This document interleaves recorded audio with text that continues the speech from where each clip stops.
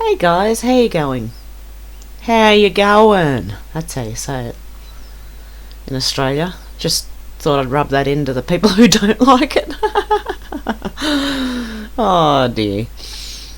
Okay, I've just been away for a couple of days. I've been flat out on phone calls, and I also wanted you to know that I will be putting unskippable ads on my videos for the next week at least, because I noticed an article, and I can't remember who it was from. It was either the New York Times or the New York Post or one of those. Could be fake news. But apparently while the Dems were busy changing their time for their convention, Trump bought a lot of ad space on YouTube in the form of non-skippable ads. I just would like to give him the opportunity, if he sees fit, if not, that's fine, to be able to do that. Okay. Now this is Dano, Snarkish Dano on Twitter. Warning, this thread has opinion on it. If you can't handle that, please move right along. If you can, please read on. Now, the reason I'm going to read this, and it is opinion, but it's quite good, is because I want everyone to have a voice. Like they have a voice on Twitter, but if you're not on Twitter, I want you to be able to hear what these people have to say, because it doesn't matter. Like, I'm into theories, so it doesn't matter if they're just theories, or because at this point I think that's what we're all doing, is theorising. Okay, so I'm going to post a group of videos and I'm going to invite everyone to watch. Please do so, then I will comment and explain why I'm doing this thread and the reasoning behind it. BLM Canada, Tim Horton's low IQ females look at me moment. Now, what these videos are, and I'll put the link in the description box for you under this video, for you to have a look at the videos. I don't want to play them because they're... Okay, it annoyed me. People who act like this annoy me. I want to get as far away from them as possible. And what they are is these entitled people, you know, the ones who want to speak to the managers all the time. You know their name. People like this. And employees versus customers public freakout compilation. Okay, and he says, I know that was a bit of watching, but I'd like to thank you if you did watch them all. Now here's where we get to the why. I have worked in the service industries for nearly 35 years now. In the past 20 years, and more specifically in the past 5 years, the absolute shitty attitude that people display with service personnel is beyond description. Hence the above videos. There is the phrase, the customer is always right, that has been misused and abused by customers aided by some companies, who I will illustrate later. And there's another link in that one. While the customer is always right was a godsend for customers at the turn of the 20th century, in the ensuing 120 years, it has been turned into a weapon for abusive and unreasonable customers to use against retailers. And I have to say they're right. Dano, you're right. Now, with the advent of video, we get to see these incidents firsthand. Usually the person who feels wronged is the one filming and has no clue that they are completely out of control and in the wrong. And then the online reviews that so many utilise. Some spiteful person can just hop on and leave shitty reviews because he didn't like the fact that the pretty woman helping him didn't like his unwanted advances on her, or some other such petty thing. It's easy to dismiss it as entitlement, and yes, that's definitely part of the problem, but the issue stems much deeper than that, I believe. I'm going to stay away from racially charged issues here, as they do play a bit of a role in some cases, but not all. This is far from a single race problem, far from it. And I can vouch for that too. We could point out that gender plays a large role in many of these too, but it could be argued that women tend to shop retail more than men, so we will leave that out too. Please don't get offended. I'm a woman too, and I'm not offended, because I understand what they're saying, and I have the logic enough to stand back and look and go, well, they're right. And what is driving this change? I fully believe that it is a lack of respect. That's what it is. So it's not being a woman or any other thing. It is total lack of respect. I've always believed it is not how you treat the manager, it's how you treat the lowliest employee that determines your goodness. A manager has something to offer, discounts, special treatments, etc. What's the stocker or the janitor offer you? Not a damn thing. But that's why it's even more critical to show them kindness and understanding. They are low man on the totem pole oftentimes, so why shit on them? They have bosses for that. And believe me, bosses need no help in that way. Lol. Another part of the problem was what I called the Nordstrom effect. Back in the 60s and 70s, Nordstrom, who started in Seattle, created a no-question guarantee on returns. If you bought a pair of shoes and you weren't happy that they wore out in 5 years, no problem, bring them back and we'll get you new ones. Wow. Now that's a great PR move on Nordstrom's part, but here is the problem. Nordy's is a high-end store. They easily make enough in profit margins to cover these customers who are dissatisfied. The pressure then falls on the lower margin stores to emulate said practice. Hence the 100% satisfaction guarantee that came about and most all stores have in one way, shape or form. Some can cover the issue, others can't, mainly because you do get what you pay for, especially now as most of the fat has been trimmed off the margins of everything via the internet, etc. Another thing that I do that I see many not doing is purposely supporting mum and pop local type stores versus big chain stores, grocers, hardware, clothing, automotive, etc. And I do that too, sorry, I call it etc. etc.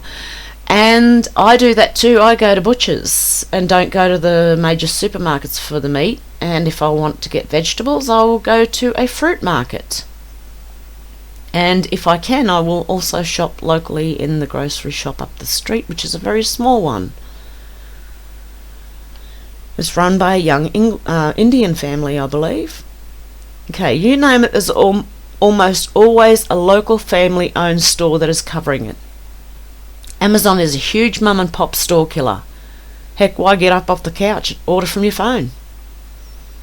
The COVID lockdown crap has added to this problem as well, semi-forcing people to stay at home and order in however they can.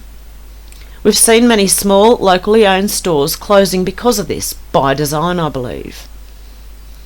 Anyway, what it boils down to is that your average consumer treats store personnel as something akin to slaves, berating and yelling until they get what they want.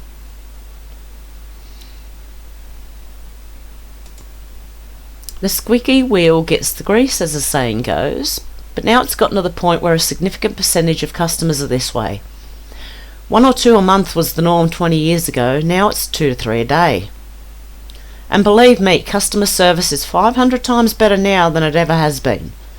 So the rise in angry customers has nothing to do with the lack of service, in reality, only in perception. So what's the point of this whole drawn out thing? I'm asking each and every one of you to think about how you treat wait staff, service staff, nurses, everyone in the service industry. Put yourself in their shoes, treat them with some dignity and respect. You'll find that 99% of the time, if you approach a problem with them sincerely and calmly without anger or belittlement, you will find them more than willing to bend over backward to accommodate your issues. And I can say that truly works. When you're polite to people, they respond very well.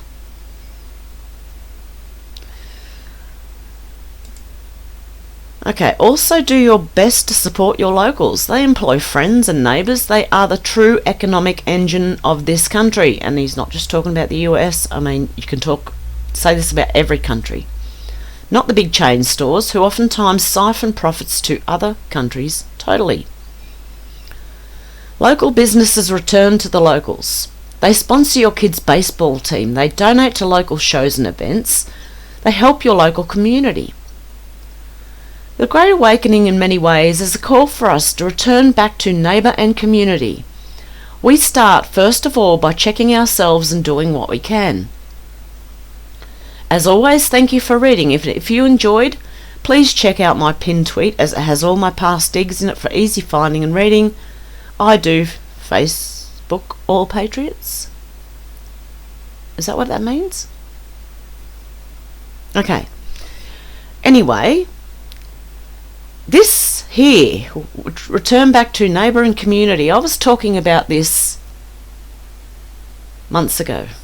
Months and months and months ago.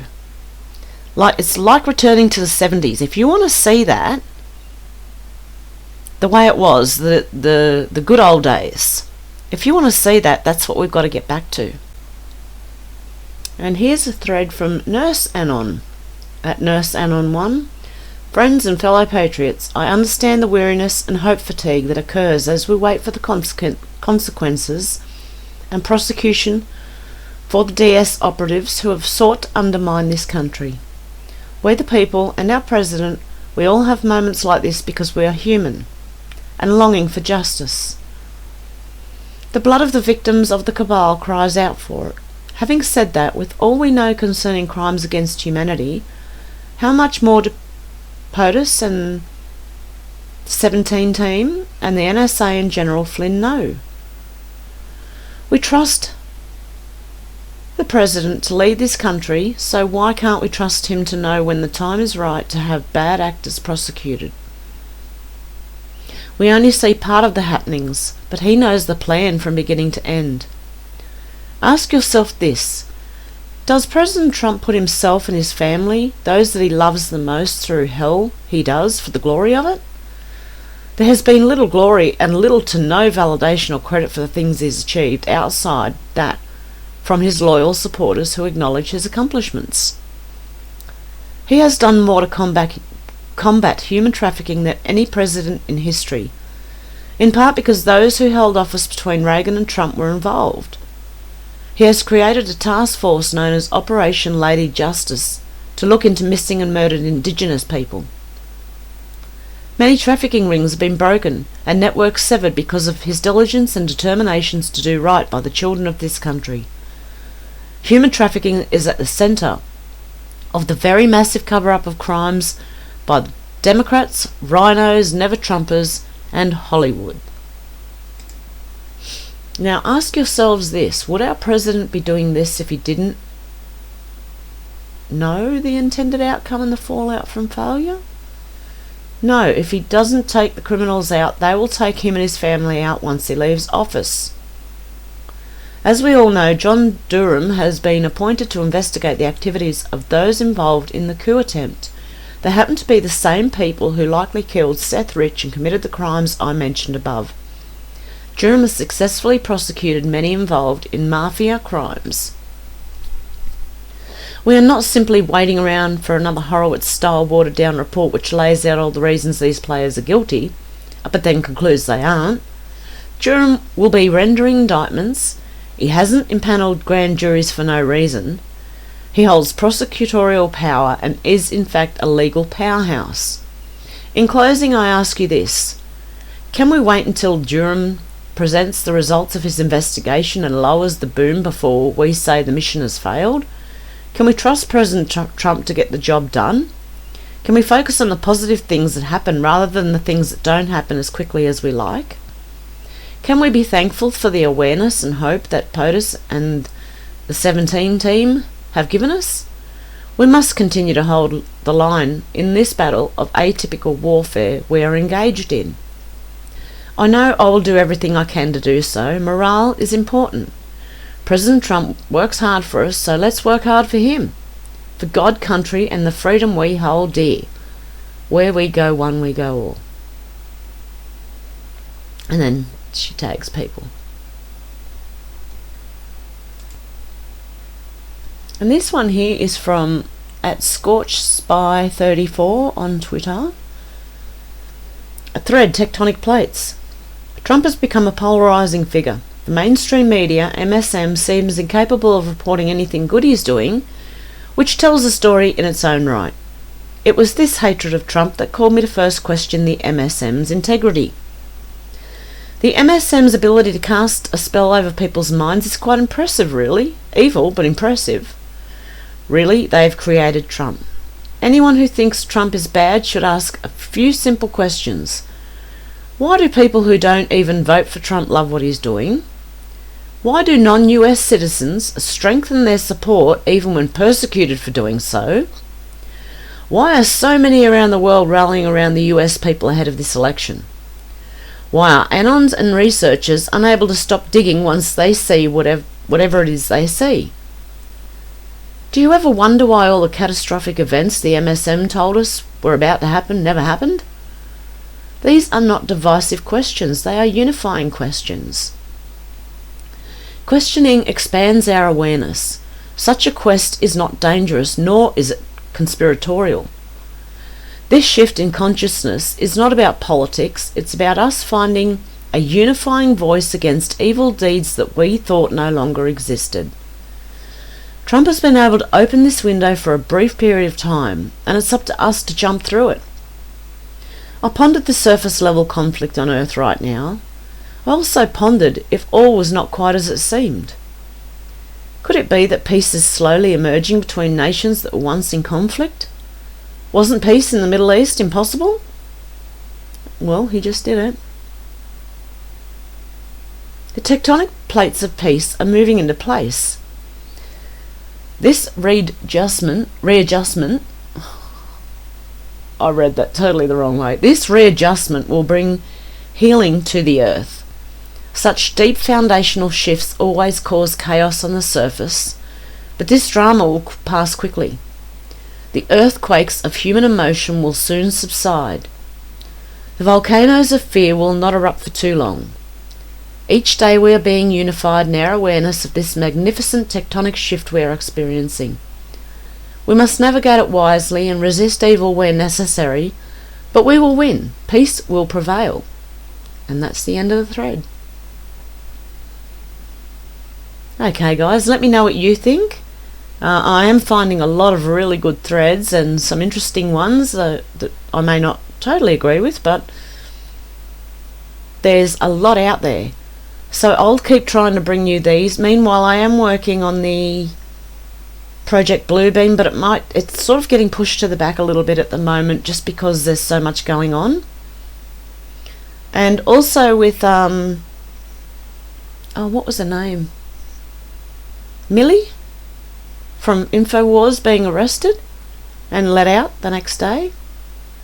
I don't know. I watched the documentary. I did watch it.